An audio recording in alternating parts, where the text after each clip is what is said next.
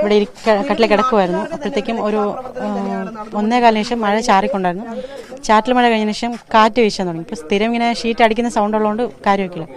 ഒരു 10 സെക്കൻഡിനകത്ത് ഷീറ്റ് മൊത്തത്തിലങ്ങ് പൊങ്ങിപ്പോയിട്ടുണ്ടായിരുന്നു.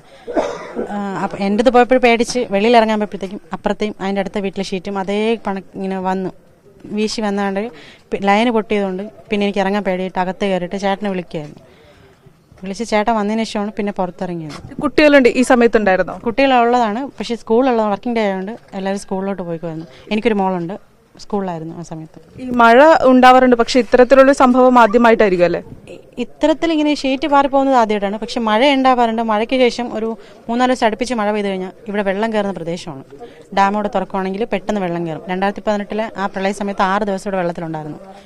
ഈ ഇളവ് വെള്ളം കയറിയിട്ടുണ്ടായിരുന്നു. അത് കഴിഞ്ഞിട്ട് വെള്ളം ഇങ്ങനെ മഴ ഒത്തിരി വരുമ്പോഴത്തേക്കും സ്ഥിരമായിട്ട് ഇങ്ങനെ അരച്ചവരോ വെള്ളം കയറിയിട്ടാണ് ഇറങ്ങുന്നത്. അപ്പോഴേക്കും നമ്മളിങ്ങനെ ഷീറ്റിൻ്റെ മേലെ കട്ടിലൊക്കെ പൊക്കി കെട്ടി സാധനങ്ങൾ വരെ അതിൻ്റെ മുകളിലിട്ടാണ് പുറത്ത് ബണ്ടിൻ്റെ പുറത്ത് കയറി നിൽക്കും.